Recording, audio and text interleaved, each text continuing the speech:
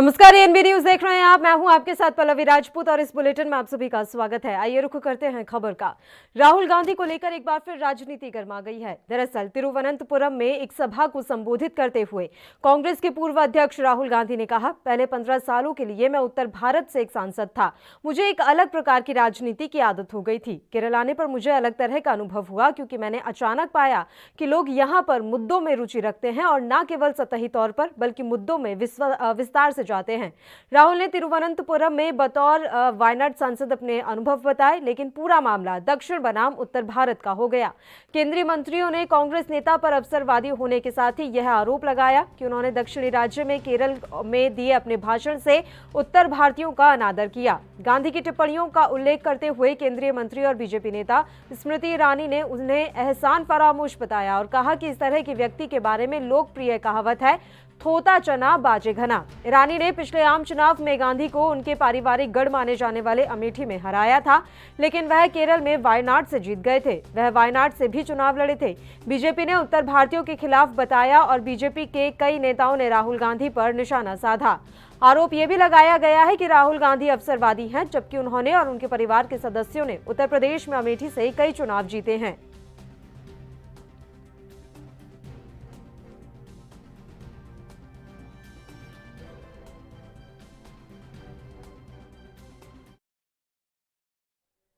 उधर राहुल गांधी के बयान पर बीजेपी हमलावर हो गई है। राहुल गांधी को बीजेपी आड़े हाथों ले रही है। सुनिए बीजेपी नेताओं की प्रतिक्रियाएं। ये पप्पू जो है पॉलिटिकल पाखंड की पिलपिली प्रयोगशाला बन गया है, और जो पप्पू पॉलिटिकल पाखंड की पिलपिली प्रयोगशाला बन जाए तो वो इसी तरह का कि साउथ में रिफ्रेशमेंट और नॉर्थ में एक्सपेरिमेंट। दरअसल जो एक परिवार के घोंसले में सिमटी हुई पार्टी है, परिवार के घोंसले में सिमटी हुई पार्टी और पप्पू के चोचलों में लिपटा हुआ पूरा नेतृत्व, तो यही कांग्रेस पार्टी के संकट का कंटक बना हुआ है। अब दिक्कत यह है कि इनका जो शुरुआत हुई है वो रूम में टोपी और रोड पे तिलक की पॉलिटिकल पाखंड वाली। तो जिस पार्टी के नेताओं की नीति ये रही हो कि रूम में टोपी और रोड पे तिलक, तो वो यही कहेंगे। साउथ में जाएंगे तो कहेंगे कि हम तो यहाँ रिफ्रेश हो रहे हैं, रिफ्रेशमेंट के लिए आए हैं। नॉर्थ में जाएंगे कहेंगे हम एक्सपेरिमेंट के लिए आए हैं। तो अब ये एक्सपेरिमेंट और रिफ्रेशमेंट वाला जो है पॉलिटिकल पाखंड बंद होना चाहिए, और इसका कोई बहुत ज़्यादा लोग संज्ञान भी नहीं लेते।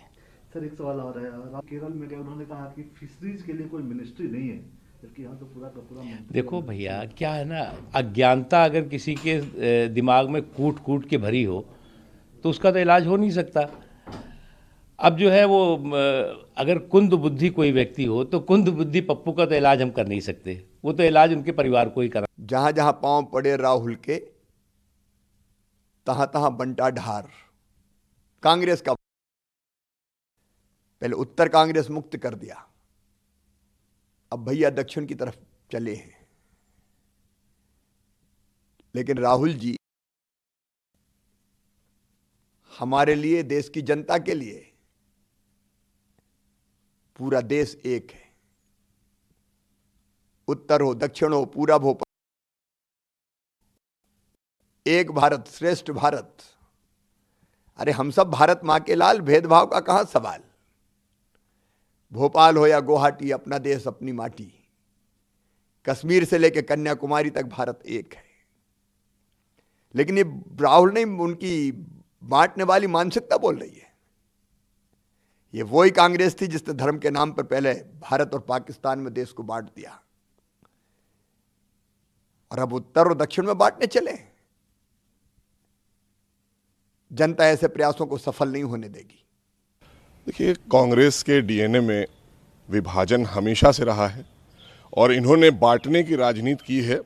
और कल के राहुल गांधी के बयान को अगर देखा जाए तो कांग्रेस अधिकार खो चुकी है देश में राजनीति करने का, क्योंकि हम एक भारत श्रेष्ठ भारत बनाने की हम बात करते हैं, हम अखंड भारत को लेकर चलते हैं। ये खंड खंड भारत करने वाले लोग हैं, क्योंकि इन्होंने पूर्व में भी जातियों को जातियों से लड़ाना, देश का विभाजन करना, क्षेत्रवाद फैलाना, ये कांग्रेस की प्रवृत्ति है। इसलिए ये अधिकार खो चुके हैं, और बड़े शर्म की बात है जहां से इस पूरे परिवार को कांग्रेस के पहचान दी जनता ने, वहाँ के लोग कैसा महसूस कर रहे होंगे। शर्म आना चाहिए राहुल गांधी को इस बात के ऊपर कि कम से कम आप जो बात बोल गए वहाँ पर आपके डीएनए में है, लेकिन आपको ये सोचना चाहिए 15 साल जिन लोगों ने आपको यहाँ से जिता कर रखा था, आप उनके लिए भी ये बोल गए कि वह उन्हें कुछ नहीं आता है। वो लोग जो आपको जिता रहे थे वो यूं ही जिता रहे थे। इसका मतलब ये है कि आप उन लोगों को इस्तेमाल कर रहे थे और इस्तेमाल करके नैपकिन की तरह फेंक कर चले गए केरल, और वहां मुस्लिम लीग के साथ में आप चले गए, वही तुष्टीकरण की राजनीति करने चले गए। आपको नहीं अच्छा लगता सबका साथ, सबका विकास और सबका विश्वास, क्योंकि आप विभाजन वाले लोग हैं। देश बांट दिया, जातियां बांट दी, और अब आप फिर से क्षेत्र बांटने के चक्कर में, और एक कोई ऐसी साजिश है इन सब बयानों में कि लगता है कोई फिर से साजिश कर रही है कांग्रेस। इन बयानों से ये साफ हो रहा है कि कोई और विभाजन की तैयारी कांग्रेस कर रही है। इसलिए मैं ये मानता हूं कि कांग्रेस अधिकार खो चुकी है देश में राजनीति करने का। वहीं बात अगर हम कांग्रेस और सपा की करें तो उन्होंने राहुल गांधी के बयान को सही ठहराया है और कहा है कि बीजेपी ने ही माहौल को खराब किया है। छल्ली बोले जिसके 72 छेद, एक कहावत है। विभाजनकारी नीति जिसका आत्मा और प्राण है, जिसके जरिए भाजपा राजनीतिक लाभ लेती रही है, और कांग्रेस ने देश की एकता और अखंडता के लिए इंदिरा गांधी का बलिदान दिया, राजीव गांधी का बलिदान दिया। देश की एकता अखंडता के लिए हमने हमेशा सदैव कांग्रेस पार्टी ने वही सर्वोपर रखा है, और आज भी हम उसे सर्वोपर रखते हैं। देश की एकता अखंडता हमारे लिए सबसे बड़ी चीज है, चाहे हमें उसकी कीमत ही क्यों न चुकानी पड़े। में 100% लिटरेसी है।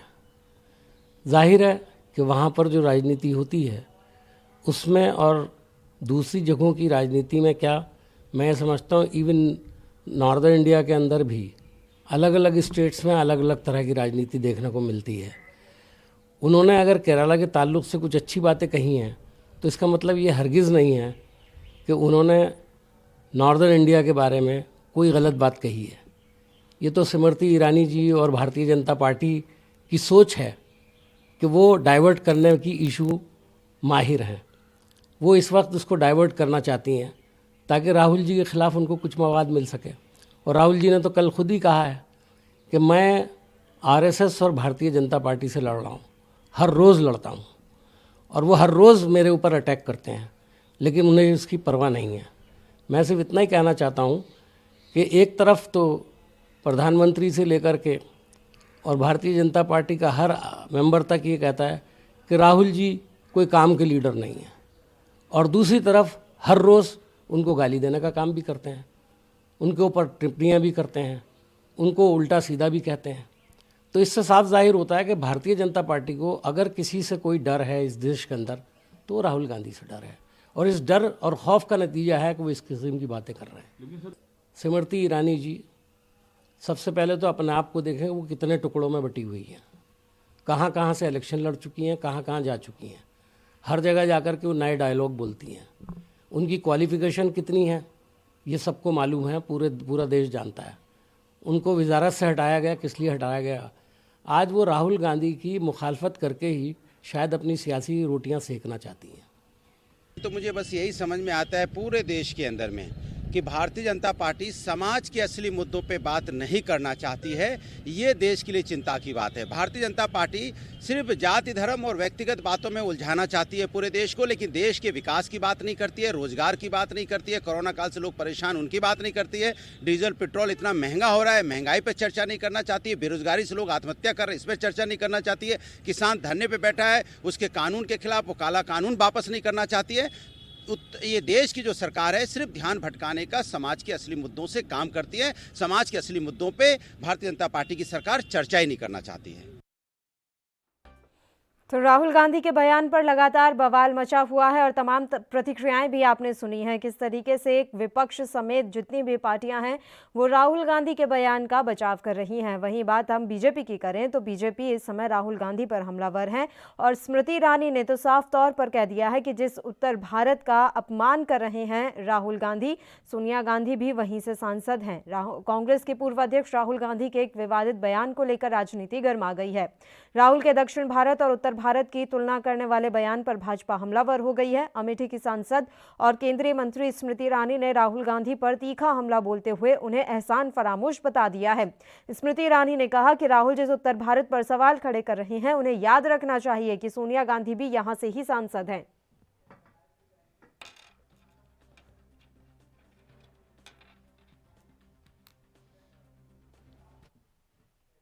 इस मसले पर चर्चा की शुरुआत कर लेते हैं। इस समय दो मेहमान हमारे साथ लाइव जुड़ गए हैं, आपका परिचय करवा देते हैं। रत्नाकर सिंह जी जो कि कांग्रेस से हैं, इसके अलावा अभिनव जैन जी जो कि भारतीय जनता पार्टी से हैं।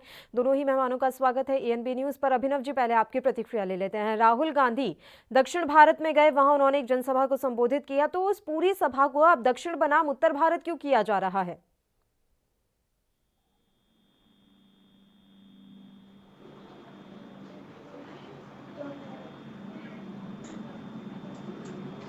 मुझे इनकी आवाज नहीं आ रही। हेलो, मैं कह रहा हूँ कि जो राजनीति है।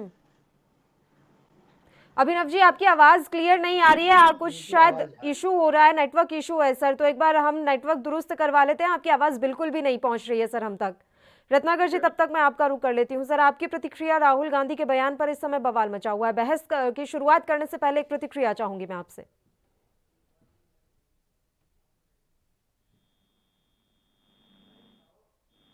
दिखाया जा रहा है भारतीय जनता पार्टी के सारे जो नेतागण हैं उनके स्टेटमेंट पे बयानबाजी कर रहे हैं। कहीं न कहीं देश की जो मूलभूत समस्याएं हैं, जो मुख्य मुद्दा है, उन मुद्दा से ध्यान भटकाने की यह पूरी कोशिश भारतीय जनता पार्टी की जा रही है। आज देश में बहुत सारे मुद्दे हैं। किसान के मुद्दे ले लीजिए, महंगाई के मुद्दे ले लीजिए, चाहे चाइना के मुद्दे ले लीजिए, कश्मीर के मुद्दे ले लीजिए, बहुत सारी मुद्दे हैं, रोजगार के मुद्दे हैं। इन मुद्दाओं पे भारतीय जनता पार्टी के पास कोई जवाब है नहीं और वो इस पे जवाब दे नहीं पाएंगे क्योंकि हर जगह यह फेल हो चुके हैं।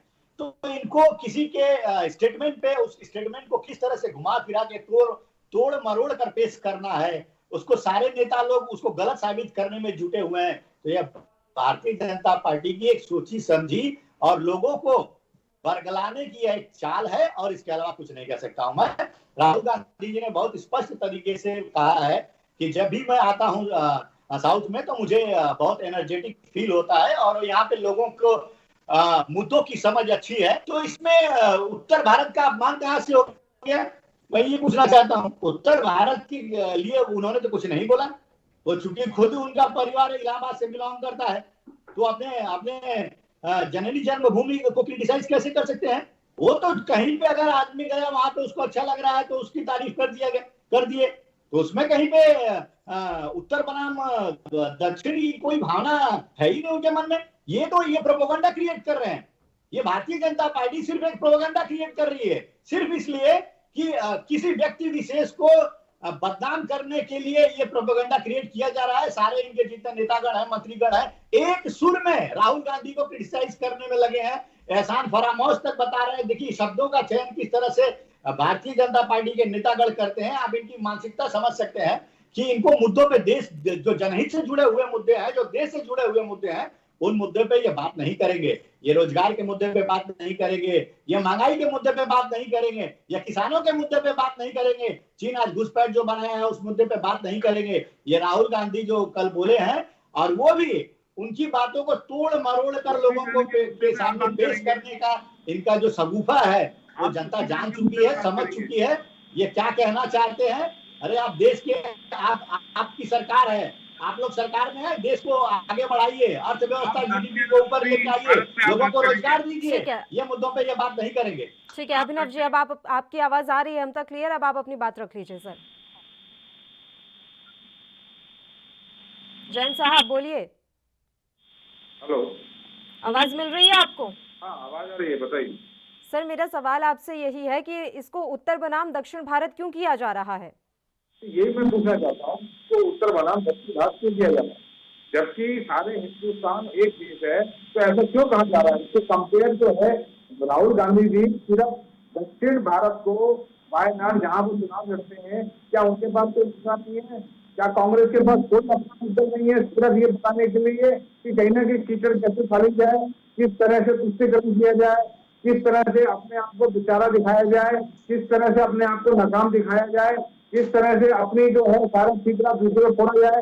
क्या राहुल गांधी जी के पास, कांग्रेस के पास कोई मुद्दा नहीं है विकास की बात करने के लिए? उन्होंने वायनाड के अंदर कोई काम नहीं किया कुछ सालों के अंदर जो वो कह सके, उस मुद्दे के ऊपर बात कर सके कि वायनाड में मैंने ये किया, वायनाड में ये विकास हुआ, दक्षिण में ये विकास हुआ, सिवाय वो यही कहने के लिए बचे हैं कि उत्तरी भारत के अंदर जितना काम हुआ उतना दक्षिणी भारत में नहीं हुआ। ये सिर्फ इसी तरह से क्या राजनीति के सारे मुद्दे खत्म हो गए हैं इनके पास, विकास के सारे मुद्दे खत्म हो गए इनके पास, और सिर्फ कहीं ना कहीं आरोप प्रत्यारोप यही रह गए इनके पास और कुछ नहीं रह गया इनके पास। रत्नाकर जी सवाल यहाँ पर ये भी बनता है, उन्होंने ये बात कही है कि उत्तर भारत में मैं पिछले 15 सालों से जो है सांसद रहा हूँ, वहाँ की राजनीति का मेरा अनुभव अलग रहा। तो मैं आपसे समझना चाहती हूँ उत्तर भारत की राजनीति का अनुभव किस तरीके से अलग है? देखिए कोई भी व्यक्ति है अगर वह किसी दूसरे प्रदेश में जाता है, हर प्रदेश की अलग अपनी राजनीति होती है।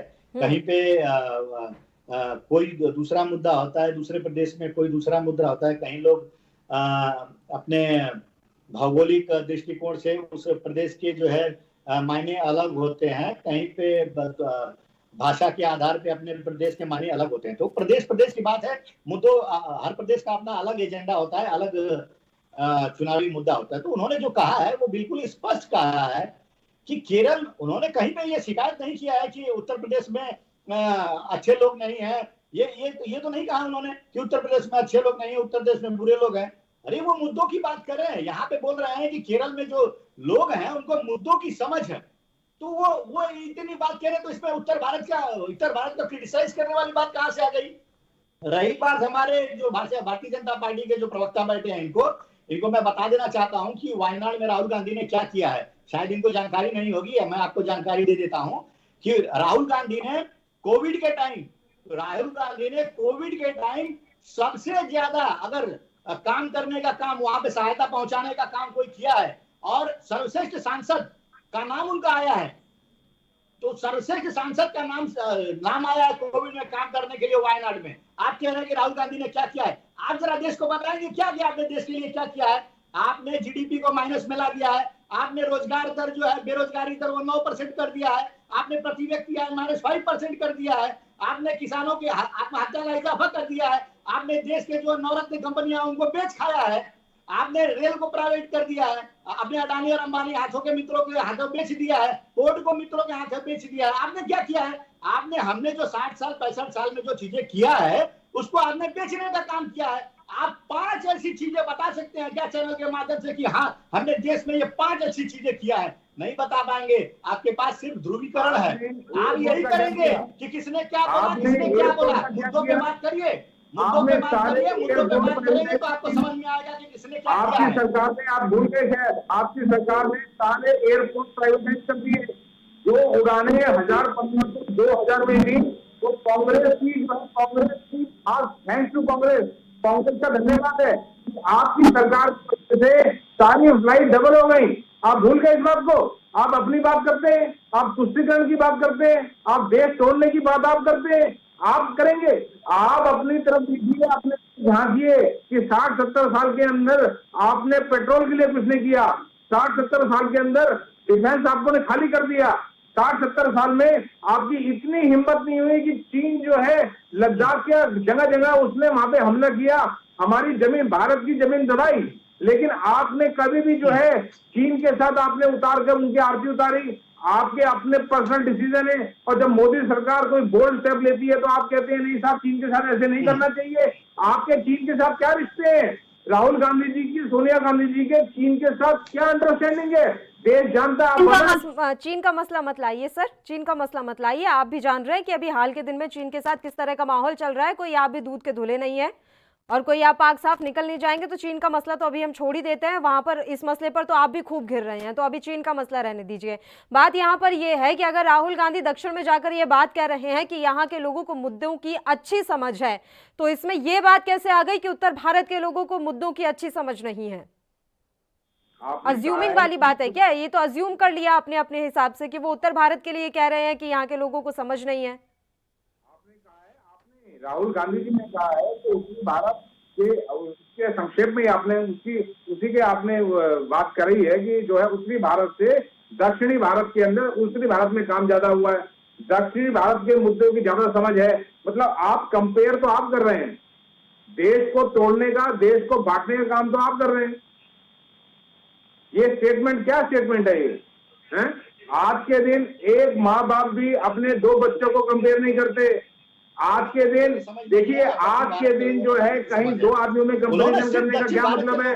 जब घर में बच्चों को कंपैरिजन नहीं किया जाता, आप देश के अंदर दो समुदाय का कंपैरिजन कर रहे हैं, आप दो ज्योग्राफिकल एरिया का कंपैरिजन कर रहे हैं, क्या मतलब है?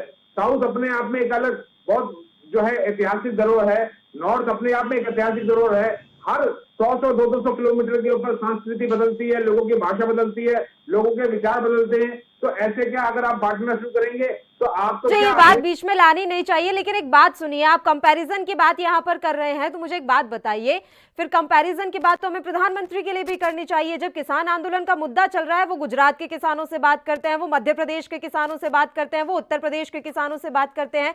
उस समय पंजाब के किसानों की याद नहीं आई, दिल्ली बॉर्डर्स पे जो किसान बैठे थे उनकी याद नहीं आई, वीडियो कॉन्फ्रेंसिंग के जरिए उनसे भी बात की जा सकती थी, लेकिन वो आज तक नहीं हुआ। तब किसने बांटने की कोशिश की? क्या हम किसानों को स्टेट वाइज बांट रहे थे उस समय? आप ऐसे ये स्टेटमेंट जो है कहीं ना कहीं इसको मैं एग्री नहीं करता। जब भारत सरकार बात कर रही है किसानों से, तो वो सारे किसानों से बात कर रही है। वो पंजाब के किसान जिस वार्ता के अंदर हिस्सा लेते हैं, पंजाब के किसान इसके अंदर बात करते हैं। आज सारे तरह के सभी किसान, सारे देश के किसान जो है वो अंदाता है। जब सुप्रीम कोर्ट में मामला जाता है तो माननीय सुप्रीम कोर्ट भी कहती है कि आप अपने सदस्य दीजिए, आप अपने सदस्यों के नाम बताइए किनको चाहते हैं। तो इसमें कहाँ पंजाब, कहाँ उत्तर प्रदेश, कहाँ मध्य प्रदेश, ये कहाँ बात आ गई है? ये बताइए आप। जिस समय 26 जनवरी की अगर आप बात करते हैं तो आप बताइए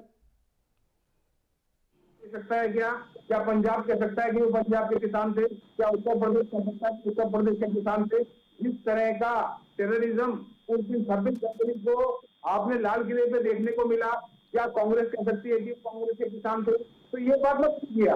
किसान जो है, किसान अन्नदाता है, किसान देश के लिए जय जवान जय किसान, जो ये जो नारा है बहुत नारा पहले से है।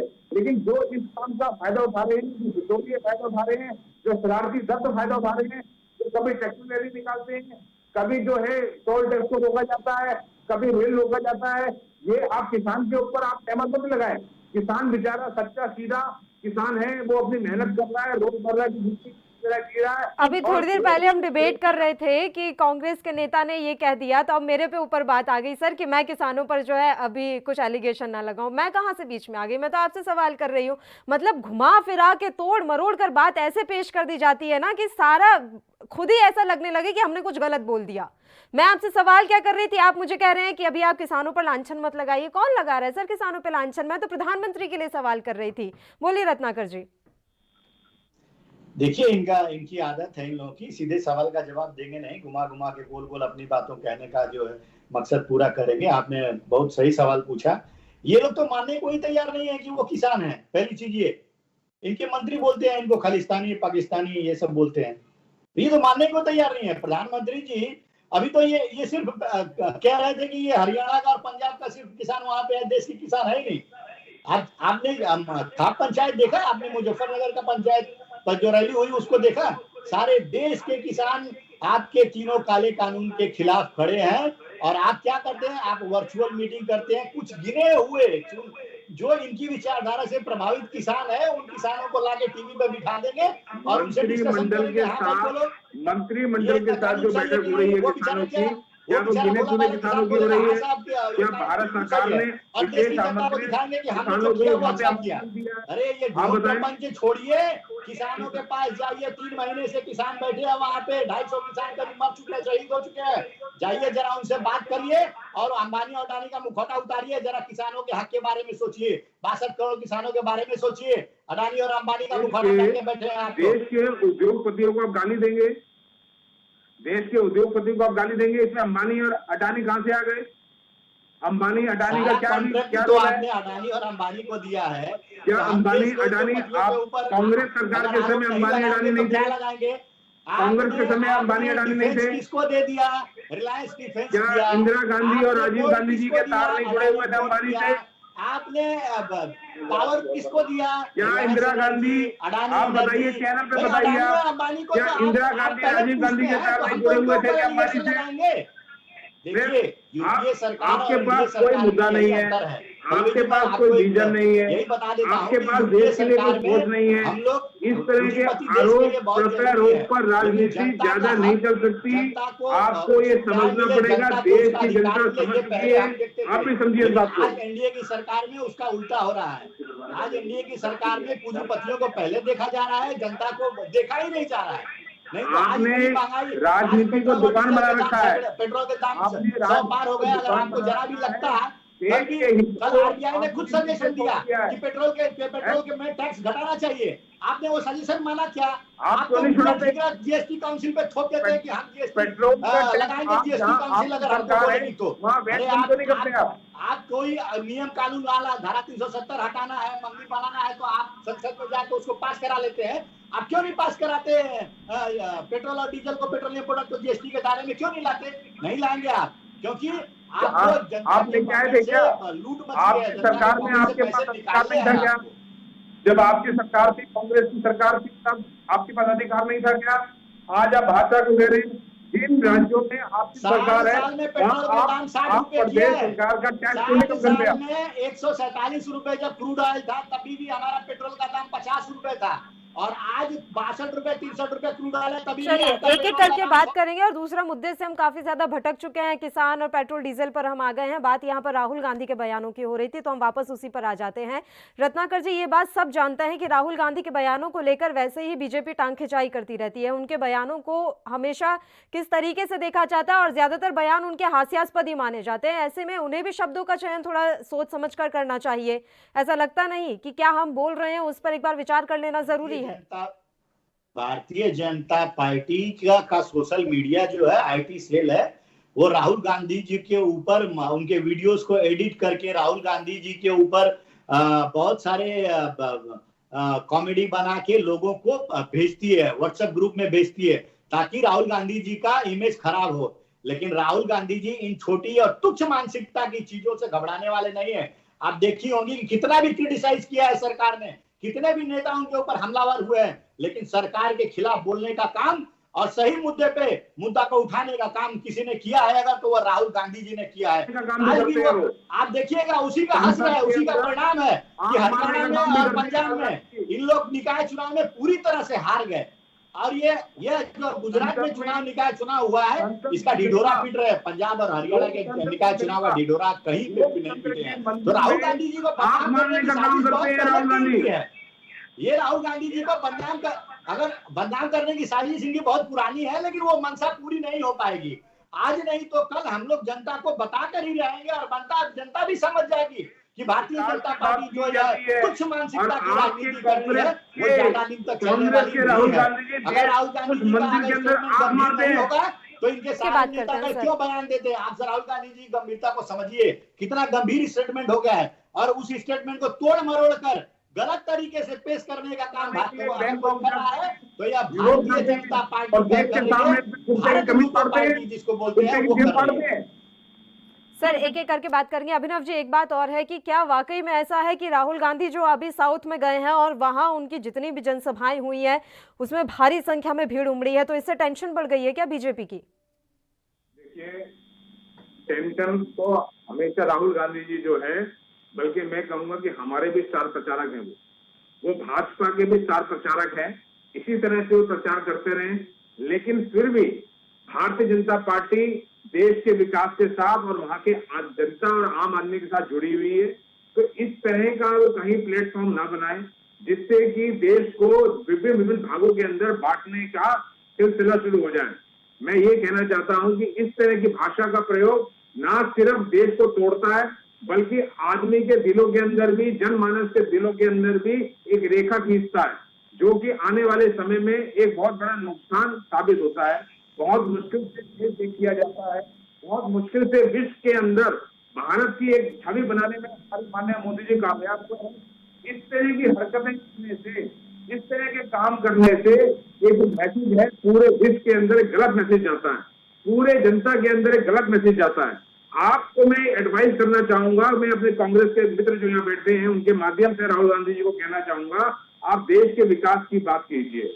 आप अपोजिशन के अंदर जो सही अपोजिशन का काम होता है उसको कीजिए, आप वो नहीं कर रहे हैं। आप सिर्फ ऐसी जगह ढूंढ रहे हैं जहां से आपको कहीं ना कहीं आपकी जो दुकान जिसको आपने बनाया है राजनीति को, जो बंद हो चुकी है, जो फ्लॉप हो चुकी है, आप कहीं ना कहीं से उसको ऑक्सीजन और वेंटिलेटर पर ले जाके आप इस तरह का कहीं ना कहीं काम करना चाह रहे हैं कि जिससे आपको सांस मिल जाए, लेकिन इससे आपका उपचार नहीं होगा।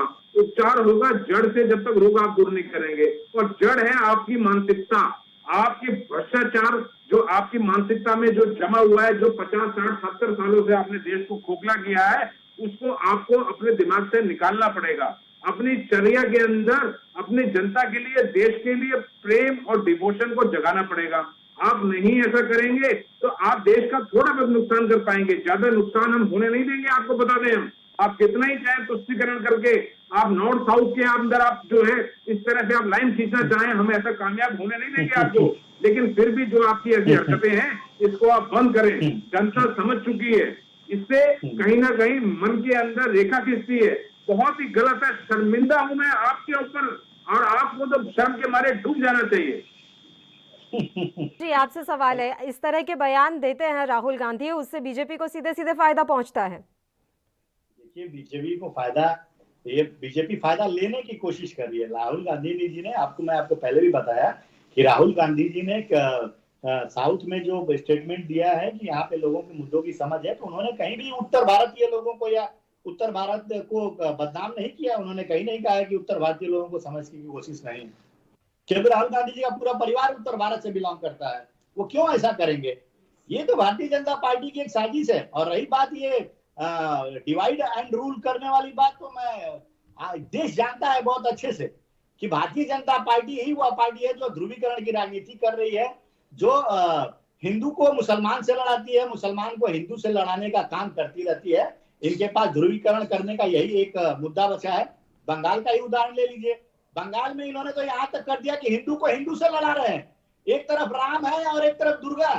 अरे रामचंद्र जी, प्रभु श्री रामचंद्र जी विष्णु के अवतार हैं और माता सीता आदि शक्ति है। आप माता आदि शक्ति में और विष्णु के अवतार को ही अलग अलग कर रहे हैं। आपकी हिंदू से अभी आप कह रहे थे राम मंदिर का मुद्दा ले आए। अरे आप राम की बात करते हैं, आपको शर्म आनी चाहिए। आपके मुंह से भगवान राम का नाम ही अच्छा नहीं लगता।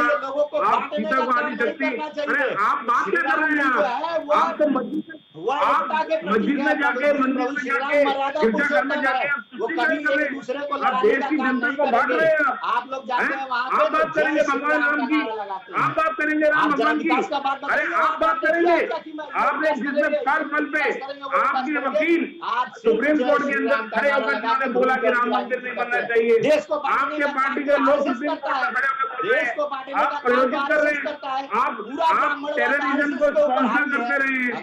आपने कश्मीर के अंदर उठाना चाहते हैं तो आप बता दीजिए कि आरएसएस का अध्यक्ष बनाया है क्या किसी दलित? अरे आप आरएसएस की बात करेंगे, आप आरएसएस की बात करेंगे। आप तो डिफरेंशिएट करते हैं, उच्च वर्ग निम्न वर्ग डिफरेंशिएट करता है आरएसएस के लोगों के बीच में दंगा फैलाने का काम करता है आरएसएस। आपकी जो प्रमुख शाखा है, बिना आरएसएस के आपकी सरकार नहीं चलती है। तो करने का लोगों के बीच में जो है खाई बढ़ाने का काम कौन करता है? भारतीय जनता पार्टी करती है, आरएसएस के लोग करते हैं, ताकि वोटों का ध्रुवीकरण हो और इनको चुनाव में फायदा मिले। आपको पता, आपने कश्मीर के अंदर टेररिस्ट को आपने जेट सिक्योरिटी दे रखी थी। आप मानते हैं कांग्रेस ने जो टेररिस्ट थे, जो बाहर से पैसा जिनको आता था, जो बम फोड़ने का काम करते थे, जो हमारे आर्मी के जवानों को मारने का काम करते थे, उनको आपने जेट सिक्योरिटी दे रखी थी। आप मानते हैं इस बात को? आप मानते हैं? आप टेररिस्ट की बात करते हैं? पाकिस्तान कांग्रेस ने किया, इंदिरा गांधी जी ने किया है, बांग्लादेश बनाया है, हमने बांग्लादेश बनाया है, माननीय हेड गेवर जी ने, माननीय श्यामा प्रसाद मुखर्जी ने, इन लोगों ने अपनी जान लगा दी। आप उस कांग्रेस की बात करते हैं? आपने कांग्रेस का कांग्रेस आई बनाया, आपने कांग्रेस का निजीकरण कर दिया, तिरंगा नहीं फहराया और आपने कांग्रेस का निजीकरण कर दिया। राष्ट्रवाद है। आप कांग्रेस को एक परिवार में ले गए, एक परिवार सिर्फ ये सोचता रहा कि किस तरह से इस परिवार का फायदा हो जाए और हमारे बच्चों का क्या हो जाए, उनके बच्चों का क्या हो जाए। आपने देश के विकास को, आपने देश का विकास नहीं किया, आपने एक परिवार का विकास किया। आपने बात रखेंगे सर, दोनों एक साथ बोल रहे हैं ना, दोनों की आवाज ही नहीं आ रही है, बस लड़े जा रहे हैं। हम तो एक एक करके बात कर लेंगे। पहले अभिनव जी आप अपनी बात कंप्लीट कर लीजिए, उसके बाद रत्नाकर जी आपके पास आएंगे और दोनों से रिक्वेस्ट कर रही हूँ सर, एक एक करके बात करेंगे। मैं अपनी बात रख रहा था बीच में, यही मैं सुनता हूँ तभी उसके बाद अपनी बात रखता हूँ, बीच में यही बोलते हैं आप इनको। मैं आपको कहना चाहूंगा, ये बात करते हैं, क्या ये सारा देश जानता है कि कश्मीर के टेररिस्टों को जेट सिक्योरिटी देने का काम किया तो कांग्रेस की सरकार ने? वो हमारे आर्मी के जवानों को मारते रहे, बच्चों को बम से उड़वाते रहे, लेकिन उनको जो है कहीं ना कहीं उनको बचाने का काम किया, उनको स्पॉन्सरशिप देने का काम किया, तो कांग्रेस सरकार ने किया।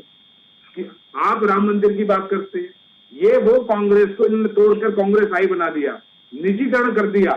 आप गांधी नाम का सहारा ले लेकर पब्लिक को बेवकूफ बनाते रहे। 60-70 साल आजादी से आप बेवकूफ बना रहे हैं। आपने लाल बहादुर शास्त्री हैं, कहाँ गए, उनका नाम कहाँ गया? इस चीज को भी देखेंगे तो इंदिरा गांधी जी के नाम से, राजीव गांधी जी के नाम से, क्या कांग्रेस के अंदर और कोई महापुरुष नहीं था क्या? सरदार पटेल क्या, लाल बहादुर नहीं क्या? लेकिन आपने कांग्रेस को कांग्रेस ना करके एक परिवार की पार्टी बना दिया। अगला अध्यक्ष कौन होगा? आप कहते हैं सोनिया जी होंगी, राहुल जी होंगे, प्रियंका जी होंगी, या आप उनके किसी परिवार के अगले बच्चे का नाम कहीं ना कहीं आप ढूंढते हैं। आप जो है इसके आगे आपकी सोच ही नहीं है, इसके आगे कांग्रेस की सोच ही नहीं है। जबकि भाजपा के अंदर आप बता सकते हैं क्या कि अगला अध्यक्ष कौन बनेगा, पिछला अध्यक्ष कौन था क्या? यहाँ पे आप जो है, अगर मैं अच्छा काम नहीं कर रहा हूं तो आप मेरे से ऊपर किसी से आप मेरी शिकायत कर सकते हैं। वो अच्छा नहीं कर रहे तो आप पार्टी के संगठन में और कहीं शिकायत कर सकते हैं। यहाँ पर एक परिवार है, यहाँ पे तो एक परिवार है, सोनिया परिवार, इंदिरा परिवार, राहुल परिवार। बात कर रहे हैं सर, क्या आज के मुद्दे में हम परिवारवाद पर बात कर रहे हैं? या मैंने आपसे ये पूछा सर कि कांग्रेस के अंदर क्या चल रहा है, कांग्रेस की कार्यशैली क्या है, कांग्रेस में किस तरीके की धारा है? मैंने तो ये सब पूछा ही नहीं सर। मैं तो बस ये बात कर रही हूँ कि जो कुछ भी राहुल गांधी ने कहा, उनके बयानों के बारे में मैं बात कर रही हूँ। बीजेपी हर बात पे कांग्रेस को क्यों ले, बड़ा सवाल है। जब भी कोई सवाल आपसे पूछे तो कांग्रेस जरूर बीच में आती है और उनका कार्यकाल जरूर बीच में आता है, ऐसा क्यों? बात देखिए, कहीं ना कहीं फ्यूचर और प्रेजेंट हिस्ट्री से जुड़ा होता है। इतिहास के ऊपर ही आज खड़ा हुआ है और आज के ऊपर ही कल खड़ा होगा। आज जो ये हम आज की जब बात करते हैं तो इतिहास को हम भुला नहीं पाते। इतिहास कहीं ना कहीं से निकल के अपने सामने आ जाता है। लेकिन आज तो अब ऐसी गलती ना करें, आज तो अब ऐसे कांटे ना बोएं कि आने वाला भविष्य आज को गाली दे। आप आज साउथ और नॉर्थ तो ना करें, आज आप देश को यूनाइट करने की बात करें, आप अपनी तारीफ करें, लेकिन अपनी तारीफ आप तब करेंगे जब आपके पास कोई तारीफ करने लायक काम होगा, कोई प्रशंसा लायक आपने कुछ किया होगा। आप ऐसा नहीं करते, भाजपा ये नहीं कर रही है। आप किन मुद्दों के ऊपर आप हंसी के पात्र बन जाते हैं, जनता के आगे आप हंसी के पात्र हैं। इस तरह के आप जब शब्द मुंह से लेते हैं, आप जिस तरह से आप साउथ में गए तो आप बेवकूफ बनाएंगे वहां की साउथ की जनता को, या देश की जनता को आप बेवकूफ बनाएंगे। रत्नाकर जी से बिल्कुल, अभिनव जी रत्नाकर जी से जवाब ले लेते हैं। सर, बेवकूफ बनाया जा रहा है देश की जनता को, दक्षिण भारतीयों की तारीफ और उत्तर भारतीयों को नीचा दिखाया जा रहा है। बेवकूफ बनाने का काम ये भारतीय जनता पार्टी करती रहती है। मुख्य मुद्दों से ध्यान भटकाने का इनका जो एक एजेंडा है, वो एजेंडा बराबर चलता रहता है ताकि देश की जनता मुख्य मुद्दों पे ध्यान न जाके इन्हीं सब चीजों पे ध्यान आए। अभी अभिनव जी जो कह रहे थे कि लाल बहादुर शास्त्री को हमने भुला दिया, लाल बहादुर शास्त्री को किसने भुलाया है सर? मुगल सराय स्टेशन जो लाल बहादुर जी की जन्मभूमि है रामनगर, आपने मुगल सराय स्टेशन का दीनदयाल उपाध्याय स्टेशन का नाम रख दिया। आपने लाल बहादुर शास्त्री का नाम क्यों नहीं रखा? उसको दीनदयाल जी उपाध्याय का कौन सा ऐतिहासिक गौरवपूर्ण इतिहास रहा है?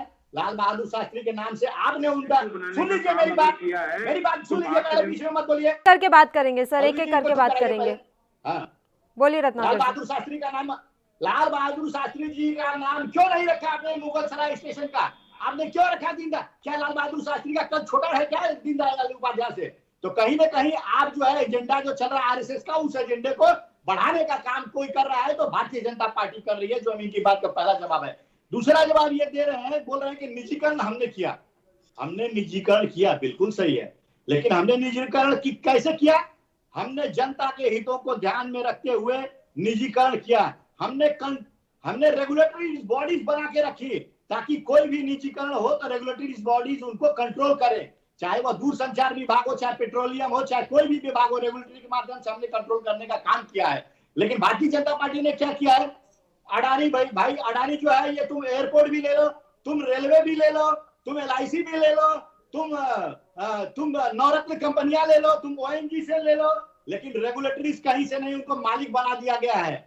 आज जो है देश को इनके हित का ध्यान पहले रखा गया है, जनता के हित का ध्यान जो है बाद में रखा गया है। रही बात सोच की, अगर हमारी सोच, अगर कांग्रेस पार्टी की सोच नहीं होती तो कांग्रेस पार्टी विश्व की तीसरे नंबर की सेना 2014 तक नहीं बनाई होती। आज जो हमारी सेना है वो विश्व की तीसरे नंबर की सेना बनाने का किसी ने काम किया है तो वह कांग्रेस पार्टी ने किया है, और विश्व की सबसे तेजी से उभरती हुई अर्थव्यवस्था बनाने का काम किसी ने किया है तो वह हमारे पूर्व प्रधानमंत्री मनमोहन सिंह जो अर्थशास्त्री थे, उन्होंने किया है। आपने क्या किया है? आपने तो सबसे आजादी से लेकर अभी तक माइनस में GDP कर दिया है। आज लोग अपने 2 वक्त की रोटी को मोहताज हैं। कोविड के टाइम जो लोग अपना परिवार का भरण पोषण नहीं कर पा रहे हैं, आप पेट्रोल के दाम बढ़ाते जा रहे हैं ताकि और लोगों के ऊपर महंगाई की मार दोगुनी पड़ती जाए। तो आपने वो काम किया है।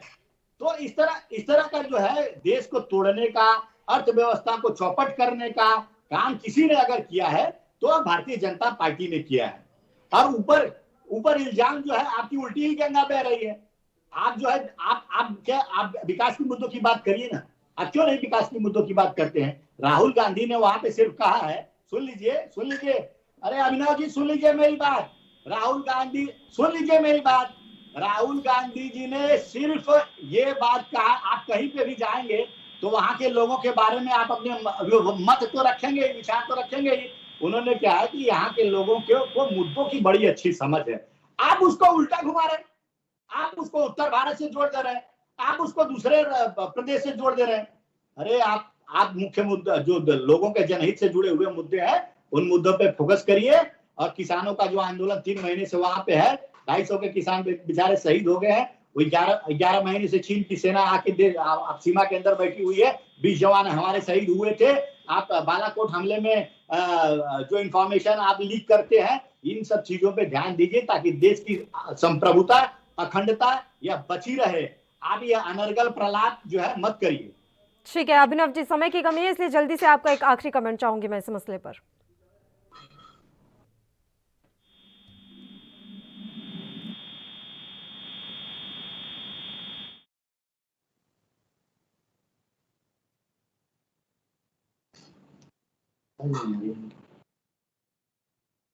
की आवाज़ हम तक नहीं पहुंच पा रही है, समय की कमी होने के कारण मैं रोक रही हूं। दोनों ही मेहमानों का शुक्रिया तमाम चर्चा के लिए आप हमारे साथ जुड़े। तो आपको बता दें कि राहुल गांधी के बयान पर बवाल मचा हुआ है। राहुल गांधी पर एक बार फिर राजनीति गर्मा गई है। दक्षिण भारत में जिस तरह का बयान उन्होंने दिया है उसके बाद से बीजेपी उन पर हमलावर है और तमाम तरह के सवाल उठाए जा रहे हैं। स्मृति ईरानी ने तो हमला बोलते हुए उन्हें एहसान फरामोश तक करार दिया है। स्मृति ईरानी ने गांधी परिवार पर निशाना साधा। स्मृति ने कहा, अगर उत्तर भारत के लोगों के प्रति हीन भावना है तो ये उत्तर भारत में क्यों राजनीति कर रही हैं? प्रियंका वाड्रा ने अभी तक राहुल के बयान का खंडन क्यों नहीं किया? अमेठी की सांसद स्मृति ईरानी ने कहा कि गांधी परिवार जब फिर से अमेठी लौटेगा तो उन्हें इस बात का जवाब देना होगा। आपको बता दें, राहुल गांधी ने त्रिवेंद्रम में आयोजित एक कार्यक्रम में कहा था कि 15 साल तक उत्तर भारत में मैं सांसद था, मुझे एक अलग तरह की राजनीति करने की आदत हो गई थी। मेरे लिए केरल आना बेहद नया था क्योंकि मुझे अचानक लगा कि यहाँ के लोग मुद्दों में दिलचस्पी रखते हैं और ज़मीनी तौर पर मुद्दों के विस्तार में जाने वाले हैं। राहुल गांधी के ही इस बयान पर बीजेपी ने उन्हें आड़े हाथों लिया है। हालांकि हम आपको बता दें कि राहुल गांधी के जो बयान है उनका लगातार कांग्रेस और सपा जो है बचाव करती हुई दिखाई दे रही है। आइए आपको सुना देते हैं कांग्रेस और सपा नेताओं का इस मसले पर क्या कुछ कहना रहा, उन्होंने किस तरीके से राहुल गांधी के बयान को सही ठहराया। बोले तो सूप बोले, छलनी बोले जिसके 72 छेद, एक कहावत।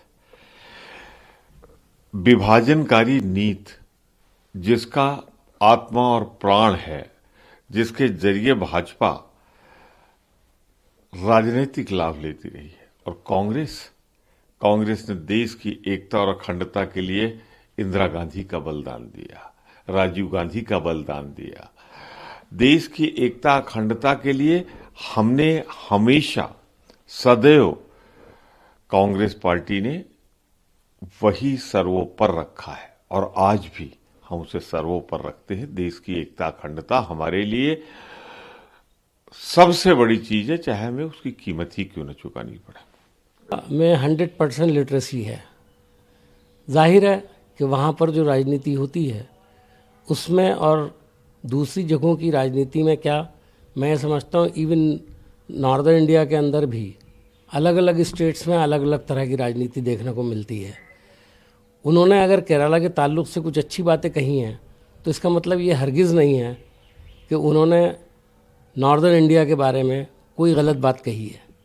ये तो स्मृति ईरानी जी और भारतीय जनता पार्टी की सोच है कि वो डाइवर्ट करने की इशू माहिर हैं। वो इस वक्त उसको डाइवर्ट करना चाहती हैं ताकि राहुल जी के खिलाफ उनको कुछ मवाद मिल सके, और राहुल जी ने तो कल खुद ही कहा है। तो आपने कांग्रेस के नेताओं का बयान सुना, उन्होंने राहुल गांधी के बयान को सही ठहराया है और ये बात कही है कि उन्होंने कुछ गलत नहीं कहा, बस वो ये कहना चाहते थे कि दक्षिण भारत के लोग मुद्दों में ज्यादा दिलचस्पी रखते हैं। हमारे साथ राजनीतिक विश्लेषक डॉक्टर नेपाल सिंह इस समय लाइव जुड़ गए हैं, उनका रुख कर लेते हैं। डॉक्टर सिंह, स्वागत है आपका ANB न्यूज पर। सर, अभी राहुल गांधी के बयान पर बवाल मचा हुआ है, वो बयान आपने भी सुना होगा, आपकी प्रतिक्रिया मैं इस पर चाहूंगी। क्यों इस पूरे बयान को दक्षिण बनाम उत्तर भारत किया जा रहा है? धन्यवाद पल्लवी जी, लेकिन ये इसमें जो बयान है वो वाकई में उचित नहीं है और एक राष्ट्रीय पार्टी के एक पूर्व अध्यक्ष और भावी अध्यक्ष को इस तरह के बयान देने से पहले सतर्कता बरतनी चाहिए। देखिए, ये देश जो है ना बड़ा विभिन्न देश है, इसमें छोटी छोटी बातों पर बड़ी सेंटिमेंट्स जो है लोगों के उजागर हो जाते हैं। ठीक है, आप किसी की तारीफ करिए लेकिन किसी को कंपेयर मत करिए। कोई लेकिन उसको इस तरह कहना कि साहब यही अच्छा है, ये इसमें उसने वो संवेदनशील नहीं है, इतने अच्छे नहीं है, तो ये कंपेयर करना ठीक है। उन्होंने खुद ही अपनी गलती करके जो है लोगों को एक मौका दिया बोलने के लिए। और दूसरी बात ये है, राहुल गांधी की जब एक इमेज को पूरा विपक्ष कहीं ना कहीं एक मुद्दा बनाता है तो राहुल गांधी को तो और बहुत ही प्रिकॉशन लेकर अपने शब्द बोलने चाहिए, अपने शब्द चुनने चाहिए, और शब्दों की महत्ता ही राजनीति की सबसे बड़ी महत्ता होती है। आप ये देखें, जो भी स्टालवार्ट इस कंट्री में हुए, चाहे वो मनमोहन सिंह भले शब्द ना बनाते थे लेकिन बिना शब्द के ही उनकी इंपॉर्टेंस थी। अटल बिहारी वाजपेयी जी एक एक शब्द चुन चुन कर बोलते थे। पार्लियामेंट में यदि आप किसी को देखें, चंद्रशेखर जी को मैंने देखा है, सब लोगों को देखा है, उनका एक एक शब्द चुन चुन कर होता था। वो राष्ट्रीय पार्टी, इतनी बड़ी कांग्रेस पार्टी है, आपने जिसको जवाहरलाल नेहरू जी का डायनेस्टी मिली हुई हो, जिस पूरी पार्टी को 100 साल के यहाँ हो रहे हैं, उसका आजादी से जुड़ा हुआ इतिहास बताते हैं, त्याग का इतिहास बताते हैं, वो यदि ऐसी भाषा का उपयोग करेंगे तो स्वाभाविक है कि इस पर विपक्ष जो है उसको उद्धार बनाएगा। और तो कोई मुद्दा कांग्रेस के पास है नहीं, एक राहुल ही मुद्दा बच गया है, राहुल को वो समर्थन करेंगे और ये उसके समर्थन में कहीं ना कहीं विपक्ष जो है उसको मुद्दा बनाएगा। वो कहीं ना कोई एक ऐसी गलती करते हैं। देखिए, इससे सबसे पहले सेंटिमेंट तो उन्होंने पहुंचाई इस बात के लिए कि जो रायबरेली को तुरंत उसको जय स्मृति ईरानी ने ले लिया। कल को ये बात अमेठी में उठेगी, जो अमेठी से रायबरेली जाएगी, ये बात कि रायबरेली के लोग और अमेठी के लोगों में कोई ज्यादा फर्क नहीं है। तो एक बिना मतलब बैठ के ऐसा मुद्दा देना एक राष्ट्रीय नेता को मेरे ख्याल से अच्छी बात नहीं है। बिल्कुल, बैठे बिठाए एक मुद्दा दे दिया गया है इस समय बीजेपी को और जबरदस्त तरीके से राहुल गांधी को आड़े हाथों लिया जा रहा है। डॉक्टर नेपाल सिंह, एक बड़ी बात यहाँ पर यह है कि वो कह रहे हैं कि मुद्दे समझते तो हैं ही दक्षिण भारतीय, ना सिर्फ सतही तौर पर उसके अंदर तक घुसकर इन चीजों को समझते हैं। तो क्या वो ये कहना चाहते थे कि उत्तर भारत के लोग मुद्दों से ज्यादा सेंटिमेंट्स पर जो है चुनाव जो है मतदान करने चले जाते हैं, चाहे वो राम मंदिर का मुद्दा रहा हो या देशभक्ति का मुद्दा रहा हो, तमाम ऐसे मुद्दों पर यहाँ पर चुनाव होते हैं? क्योंकि अगर हम बीजेपी के तमाम भाषण देखें तो ये चीजें हमेशा छाई रहती हैं। देखिए पल्लवी जी, ऐसा है, भाजपा की अपनी एक बहुत क्लियर पोजीशन है, वो एक हिंदुत्व के बेस पर अपनी राजनीति करती है, इसमें कोई दूसरी बात नहीं है। और वो हिंदुत्व के अगेंस्ट जो भी बोलेगा उसको कहने के उलझाएगी। उनने केजरीवाल को भी उलझाया, केजरीवाल ने चतुरता दिखाई कि वो जाके लास्ट में हनुमान मंदिर चले गए थे उस टाइम पर अपने चुनाव में, नहीं तो शायद उनके खिलाफ भी ऐसे होता है। एक छोटे से नारे पर, जय श्री राम के नारे पर पूरा बंगाल का चुनाव ही बदल गया है। यदि उस दिन ममता बनर्जी जी प्रतिक्रिया ना करें, जो भी जय श्री राम का नारा लगा था उसमें कोई बात नहीं, वो भी एक बार जय श्री राम को नमस्ते करके चले जाती, तो शायद भाजपा के पास इतना बड़ा मुद्दा नहीं बनता। सेम इसी में जो है ये उस मुद्दे को जोड़ने की कोशिश करेंगे कि वो वहां नॉर्थ वर्सेस साउथ नहीं बना रहे हैं, वो ये बताने की कोशिश कर रहे हैं कि यहाँ हिंदू लोग हैं, वो उनकी बातों को उतना सेंटिमेंटली नहीं समझते हैं, देश की बातों को सेंटिमेंट समझते हैं जितना राहुल गांधी को। वो जिस जहां साउथ में उन्होंने अपनी नई जो संसदीय क्षेत्र चुना है वहां के लोग समझ पाते हैं, तो वो लगता है कहीं प्लीजिंग है उन चीजों के लिए जो एंटी हिंदू वर्ग है, और उस प्लीजिंग को ही भाजपा अपना मुद्दा बनाती है। तो मेरा यह कहना है कि राष्ट्रीय नेता को मुद्दों पर बात ऐसे मुद्दों पर नहीं करनी चाहिए जो कंट्रोवर्सी पैदा करनी चाहिए, मुद्दों पर ऐसे बात करनी चाहिए जो कहीं जनता को छूते हों। इस देश में बेरोजगारी मुद्दा हो सकती है, इस देश में किसान आंदोलन मुद्दा हो सकता है, इस देश में अर्थव्यवस्था मुद्दा हो सकती है, नेशनल सिक्योरिटी मुद्दा हो सकती है, और वो जो भी मुद्दा उठाते हैं उसमें कोई ऐसा शब्द और ऐसा अपशब्द यूज कर लेते हैं कि वो उसकी महत्ता ही खत्म हो जाती है। चीन को बार बार बात तो कहेंगे, चीन को साथ समझौता कर लिया, सरकार झुक गई, जमीन वापस चल गई, बिना तथ्य के एक राष्ट्रीय नेता को नहीं बोला। उसके लिए बहुत सारे छोटे नेता रखने चाहिए, वो बोल सकते हैं, वो उन मुद्दों को बना सकते हैं। कभी भी आप मोदी को देखिए, मोदी जी सिर्फ चुनाव से अलग कभी भी कोई ऐसा मुद्दा नहीं छोड़ते हैं जिसपे कि कल विपक्ष और पक्ष कहीं बढ़ता दिखाई दे। हाँ, वो चुनाव में जरूर अपने कुछ गणित साधते हैं, ये बात स्वाभाविक है कि चुनाव में हर कोई आदमी अपनी मर्यादा को निकालता है और अपनी बाउंड्री क्रॉस करता है, लेकिन एक इतने बड़ी पार्टी के नेता को इन मुद्दों से बचना चाहिए और ऐसे मुद्दे कभी भी विपक्ष को नहीं देने चाहिए जहां वो खुद ही उस पर हावी है। बिल्कुल सर, और लगातार राहुल गांधी के बयानों को ही जो है पकड़ती है बीजेपी, ये हमने भी देखा है, और इन बयानों के सारे ही परिपक्वता पर सवाल उठने लगते हैं, और फिर जो कंपैरिजन होता है प्रधानमंत्री पद के लिए कि राहुल गांधी प्रधानमंत्री बनेंगे या नहीं, तो वो जो लड़ाई है वो जीत जाती है बीजेपी की। देखिए उनमें तो परिपक्वता नहीं है, वो अभी बयान कैसे कैसे देते हैं, तो इन चीज़ों से तो वाकई में कांग्रेस को बचना चाहिए। जहां तक मैं समझ पा रही हूँ राहुल गांधी के जो बयान है उनमें वाकई में और परिपक्वता लाने की जरूरत है। नहीं देखिए पल्लवी जी, ऐसा है, परिपक्वता इसलिए भी जरूरी है कि इसलिए नहीं कि वो जो है एक राष्ट्रीय अध्यक्ष बनेंगे या कल को जो है वो देश के प्रधानमंत्री बनेंगे। सबसे पहले अपनी पार्टी के बुद्धिजीवियों को अपने साथ बनाए रखने के लिए, अपनी पार्टी के संवेदनशील नेताओं को साथ बनाए रखने के लिए एक परिपक्व लीडरशिप का होना आवश्यक है। देखिए पूरी संवेदनशीलता के साथ में हमारे जो गुलाम नबी आजाद थे, मुद्दे उठाते थे, वो भी विपक्ष में थे, लेकिन उन्हें कभी अपनी मर्यादा को नहीं छोड़ा। हमारे सुषमा स्वराज की कभी मर्यादा नहीं छोड़ती थी। ये सभी नेता थे जिनको हर जगह क्रॉस द बाउंड्रीज भी एक्सेप्ट किया जाता है, रेस्पेक्ट किया जाता है। तो एक जिसको राष्ट्रीय नेता की छवि में हम प्रस्तुत कर रहे हैं, अब क्या होगा, एक मुद्दा उसके मुंह से मुंह में डाला जाता है और राहुल उस पर प्रतिक्रिया करते हैं। और राहुल को केजरीवाल नहीं बनना चाहिए, केजरीवाल राष्ट्रीय नेता नहीं है। राहुल को समझदारी के साथ में राष्ट्रीय परिपक्वता, क्योंकि उस पार्टी के नीचे ही अन्य पार्टियां आकर जुड़ेंगी। जिन पार्टियों के बहुत बड़े बड़े नेता हैं, जिसमें शरद पवार जैसे लोग हैं और दूसरी बड़ी पार्टी के जो बड़े नेता हैं, वो लोग कैसे एक परिपक्व नेतृत्व के अंदर में आए। अब क्या हुआ, आज एक मुद्दा दिया, रात तक आपको 100 कार्टून राहुल गांधी पर बने मिलेंगे सोशल मीडिया पर, अननेसेसरी आपने दे दिया मुद्दा। मेरे ख्याल से इन चीजों में उलझना ही नहीं चाहिए राहुल जैसे नेता को। बिल्कुल, और ये बात भी कही जा रही है कांग्रेस की तरफ से कि सोशल मीडिया जो है, बीजेपी का सोशल मीडिया जो सेल है वो इतना ज्यादा मजबूत है कि तोड़ मरोड़ कर बयान पेश कर दिए जाते हैं और राहुल गांधी को बदनाम करने की साजिश रची जाती है। क्या आप इस बात से सहमत हैं कि बीजेपी का सोशल मीडिया सेल ये सब करता है? देखिए पल्लवी जी, राजनीति में कोई बाउंड्री नहीं होती, कोई धर्म नहीं होती, कोई मर्यादा नहीं होती, उसकी अपनी अलग अलग शैली अलग अलग करती है। आगे छोड़ा मुद्दा देखें ना, किसान मुद्दे पर ये बताया जाएगा, किसानों के दिमाग में अडानी आएंगे, अंबानी आएंगे कि जमीन लेकर चले जाएंगे। बाकी मुद्दे पर कोई बात मैं उस पर बहस नहीं करता, लेकिन ऐसा तो कहीं प्रावधान ही नहीं कि अडानी आएंगे, अंबानी आके जमीन लेकर, लेकिन मुद्दा तो कहने के किसानों के दिमाग में बैठा दिया गया ना। तो जो सोशल मीडिया होता है उसका काम होता है जो लोगों के दिमाग में बात चल रही होती है उसको कहीं ना कहीं परिपक्व कर देना। और ये बात हर एक दिमाग चली कि क्या राहुल राष्ट्रीय नेतृत्व के लिए और राष्ट्रीय पार्टी के नेता बनने के लिए सक्षम है या वो अभी भी अपरिपक्व है। तो वो हर 2 महीने बाद 1 महीने बाद कोई ना कोई ऐसा बयान दे देते हैं। देखिए मैं इस बात में फिर भी सोनिया जी की तारीफ करूंगा, उन महिला ने एक विदेश से आने के बावजूद भी, इस लैंग्वेज में कमांड ना होने के बावजूद उसने कभी कोई अपरिपक्वता की बात नहीं करी, अपने नेतृत्व में कहीं अपरिपक्वता नहीं दिखाई। इसलिए बहुत बड़े बड़े नेता सोनिया जी के नेतृत्व में इकट्ठे हो गए, लेकिन शायद मुझे लगता है राहुल जी के नेतृत्व में कोई अपने आप को आने के लिए स्वीकार करने तैयार है। तो ये मैच्योरिटी जब तक राहुल जी में नहीं आएगी तो देश में कांग्रेस सरवाइव नहीं करेगी, कांग्रेस का लाइफ नहीं रहेगी। जब तक कांग्रेस की लाइफ नहीं रहेगी, जब तक विपक्ष इकट्ठा कहीं नहीं हो सकता। अदरवाइज ठीक है, पटनायक जी अपने उड़ीसा के बहुत बड़े नेता हो सकते हैं, शरद पवार जी महाराष्ट्र के नेता हो सकते हैं, जयललिता जी और दूसरे ममता जी अपने बंगाल के नेता हो सकती हैं, लेकिन राष्ट्रीय पार्टी अभी भी कांग्रेस है। और उस राष्ट्रीय पार्टी का नेतृत्व लेने के लिए नेता को बहुत ही परिपक्व, संवेदनशील और समझदार होना चाहिए। कोई ऐसी चीज ना करे, कभी वो कोर्ट से माफी मांगनी पड़ती है उनके अपने बयान पर, कभी उनको पार्लियामेंट में जो है वो ऐसा परिपक्व।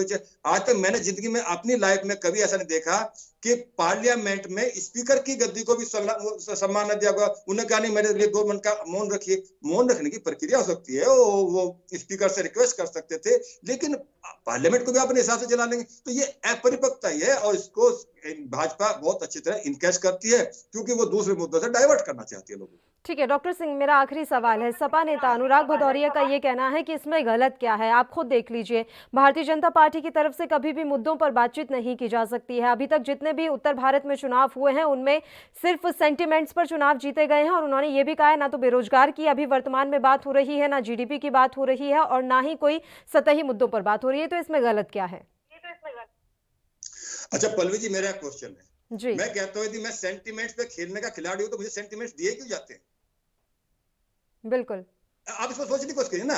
हमने हर मुद्दे को मैं कहता हूं यदि उनको पता है कि भाजपा की पूरी सोशल टीम, पूरी आईटी टीम, उसका पूरा नेतृत्व, यदि कोई भी धार्मिक मुद्दा होगा वो हमसे अच्छा इनकैश कर लेंगे, तो उनको जय श्री राम के नाम से बचना चाहिए था ममता जी को। इस तरह अखिलेश जी को जो है शमशान और कब्रिस्तान से बचना चाहिए था। देखिए जिसका जो भी स्ट्रेंथ होगी वो उस पर आदमी को इन्वाइट करेगा कि आप मेरे पिच पर आके खेलिए, और ये आप ही गलती है कि उसके पिच पर जाके खेलने की कोशिश करते हैं। तो मेरी परिपक्वता होनी चाहिए, तो नेता की परिपक्वता होनी चाहिए। उसमें चाहे अखिलेश जी है, चाहे मायावती जी हैं, और चाहे ममता जी हैं, और चाहे राहुल जी हैं। यदि इसकी कोर स्ट्रेंथ भाजपा की है कि वो कहीं ना कहीं आदमी को लाकर मुद्दों से हटाकर भाजपा अपने हिंदुत्व मुद्दे पर ले आती है और उसमें फंसा के ले जाती है, तो हमें इस जाल से बचना चाहिए। बिल्कुल डॉक्टर सिंह, विपक्ष को भी अपनी रणनीति या मजबूत करने की जरूरत है, तभी जाकर आगे वो अपनी सियासी जमीन को बचा पाएंगे। शुक्रिया डॉक्टर नेपाल सिंह, आप हमारे साथ जुड़े तमाम चर्चा के लिए। इसी के साथ इस बुलेटिन में इतना ही। मुझे दीजिए इजाजत। नमस्कार।